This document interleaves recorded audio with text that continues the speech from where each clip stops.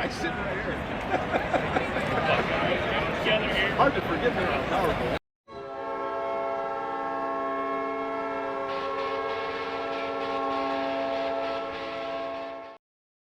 The last time the Winnipeg Jets played the Arizona Coyotes, we had 45 shots against, and we still lost by a score of 1-0. This time around, it feels pretty damn good to finally get that win. What's going on, ladies and gentlemen? Welcome back to a recap reaction here on Peg City Hockey for the Winnipeg Jets game 32 out of 82 for the 2021-2022 season. They win by a score of 3-1, in which was a pretty dominated game by the Winnipeg Jets. It wasn't a clean domination, as I like to call it, where there wasn't any time really where the Coyotes had a number one option and really looked like a team on the rise. There was a couple times in the second where they really pushed well and tried to balance this out. I'll throw out the advanced stats. You can take a look at it. But really, in my opinion, this was a really good game for the Winnipeg Jets, and rightfully so. Obviously, you have to take this win with a grain of salt. I'm not going to be praising this team and calling them cup contenders because they beat a team that's 6-21-3 in 3-1. You know, nothing there for high praise. And if you really ask me, this is a win where you should obviously beat a team like this, and we lost to them before where we should have beat them. So it just feels nice to come in and actually win against this team. So with all that being put aside, let's talk about that first period. I really liked the first period for the Winnipeg Jets in this game. There was a lot of good short scoring chances, nothing super high dangerous, but a lot of good passes being made, just not a lot of luck being made. Arizona, again, having a really good goaltending performance by their young stud back there. He had a fantastic night. He had his first career shutout against the Winnipeg Jets when they won that 1-0 game against them, when they had 45 shots against him. He's been really good, and it's looking like Winnipeg is now his bread and butter when it comes to having his best performances. He was fantastic tonight and had a really good game for himself, and he was flawless all game long.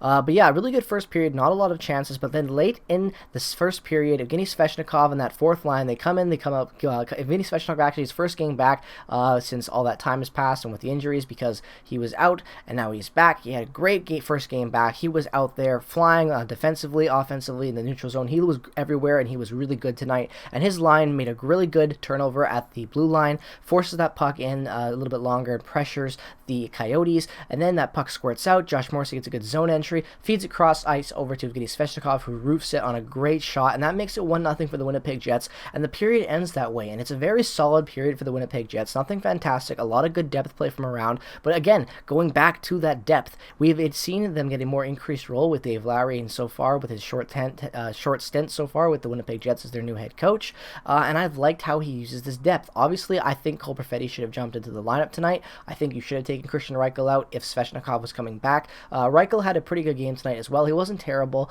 but I think Cole Perfetti deserves to be in the next game at least at this point.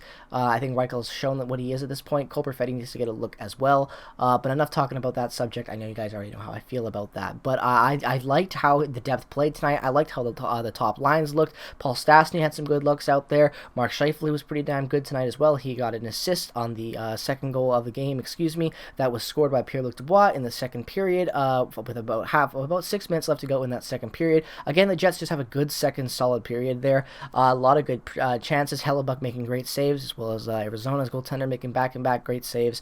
Really, really good game for them in that department. A good goaltending matchup tonight for sure. And then honestly, other than that, you have PLD on the power play. Gets a great goal there, assisted there from Scheifele and Connor. He really makes a good power move, cuts to the front of the net, gets a great goal. I really like that move. Dubois has just been really good in that area. His 15th of the season, just adding on to for an amazing comeback season for this kid, based off where he was a kid. I shouldn't even say that. The guy's freaking could be old my dad, I feel like. He looks so old, especially when he's got his tattoos and everything, but nonetheless, he had a great game tonight and has been a great all season long. And yeah, that second period kind of ends that way. You have a little bit of a scrum there where Brendan Dillon rips Phil Kessel, good hit there, clean check, I should say. You get a little scrum that ensues. The Jets get a power play out of that. But yeah, really good hit there from Brendan Dillon. And honestly, Brendan Dillon has had a 5-game point streak at the end of tonight. I didn't even realize that. So it's a 5-game point streak from Brendan Dillon. I don't think he's been the best for the Winnipeg Jets this year. I was expecting more out of him, but a 5-game point streak, that makes me feel a little bit better about him. So happy to see that. Glad he's getting some points under his belt, and he has improved his play lately. That second line of Neil Pionk and Brendan Dillon has been weak at times, but I think that Dillon in the last couple games against the St. Louis Blues and Vegas Golden Knights has looked pretty sharp. But yeah, I really liked how he played today, and that 5-game point streak, you always love to see it. Third period now, you roll into that, and again, you've got really good pressure from the Winnipeg Jets. They really have good looks the whole game. They always had offensive pressure. The Yotes, they were pushing pretty well in this game. There were times where the Coyotes just really looked like a team that was hungry and wanted some goals, and they got a really good look and had a chance to jump back into this game. They make it 2-1. Shane Gostisbehere, unassisted, a really, really good snipe past Connor Hellebuck, made a really good goal, his 6th of the season. Yeah, that comes with about 15 minutes left in that third period. Lots of time left for them to score it, but the Jets are able to keep up good pressure. Arizona, again, Hellebuck makes some really good saves there as well. It keeps this game close. The Coyotes tonight, give credit to where credit is due. They are not a good team, but they played well at times tonight. They really were able to put the Jets on their heels at times. The offense, when they were able to get set up, was able to make one really nice play, but then immediately turn the puck over. I was talking with Zach from the Nolan Hockey Podcast, and we both thought it was funny how the Coyotes would enter the zone every once in a while, set up a play pretty damn well, get a really good look, Hellebuck would make a save, but because the Coyotes aren't that good of a team, couldn't get any rebound luck, couldn't get the control of the puck after the initial shot was made, and they would turn that puck right over and then be back in their own end with no time. That's kind of how this game felt for the Coyotes. You know, they were able to get some good shots on net. They had 27 shots on net. The Jets had almost 50 shots on net, 49 shots on net, their highest of the season, I believe, as well as being 54% in the face-off circle. They didn't score on the power play. They were 0-for-4, but their penalty kill was 100% tonight, killing 2 of the power plays that the Arizona Coyotes had. So, you know, you got to take your wins when you can. If your power play's not going to score, your penalty kill has to be good, and it was tonight, so I will take it. But again, the Coyotes aren't a very good team, so you have to weigh everything. But I think this is a good place to kind of value where the Jets are at right now. You've got 2 really good wins against the Blues, against the Knights. You come into a weaker opponent. It's a tough game. They battle back, but you are the superior team, and you prevail. You have a good, complete game. You get a little bit of pushback from your opponents, so you don't take them too lightly. And I think this is exactly what kind of the Jets needed to kind of gauge themselves in that right direction. They're kind of getting momentum right now. They're 15-11. They're starting to kind of climb out of that hole of being really close to 500. They still are obviously close to 500, but I like the direction this is going. We're going to have a lot of games postponed in the next little bit, so it's very important that we win our next matchup on Thursday. I don't remember who we're playing on Thursday, but I know it's on Thursday, so I am very looking forward to seeing how this team is going to be looking going into these next couple of postponed games for the next week.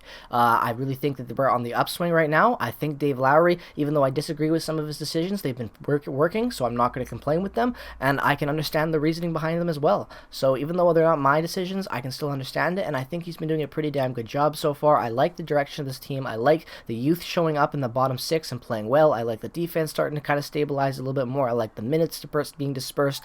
I like seeing Svechnikov come back and have a hell of a game. Hopefully he can move up a little bit. Again, more flexibility. That lineup with guys like Svech and Kopp being able to play the bottom 6 and the top 6 pretty damn well. I'm really happy with how this game looked for the Winnipeg Jets. So let me know your thoughts down in the comment section below. As always, what were your thoughts on this game? Did you love it? Did you hate it? Let me know all your thoughts down in the comment section below. As always, make sure to go check out all the other content creators affiliated links down in the description below. My boy Ryan, Coach Ryan D on Hawk Garbage Sports, as well as Zach and Carter from the Nolan Hockey Podcast, my co-hosts of the Prairie Puck Podcast. If you're looking for new content creators to start this year off for you and your sub box and your feed, go subscribe to those guys. They make awesome videos. With all that being said, if you also need a new podcast to check out for this year, we have new episodes rolling out very soon for the Prairie Puck Podcast, a very casual Winnipeg Jets-oriented hockey podcast where we talk about all things Winnipeg Jets and other NHL-related news, as well as some CFL stuff from time to time. So if any of that interests you, go check out all the affiliated links down in the description below. Follow me on Twitter, Instagram. Make sure to subscribe regardless of the team that you root for. I hope you enjoyed this video. Have a great rest of your evening. We've got a very fun video coming out tomorrow talking about what Pierre-Luc Dubois' next contract is going to look like, so make sure to turn on notifications if you haven't already. That video will be coming out around 12 o'clock Pacific time or a little bit earlier. Haven't figured out the time yet, so turn on notifications to be the first ones to see it. Have a great rest of your evening, ladies and gentlemen. Go Jets, go. Peace, love, and positivity, and bye-bye.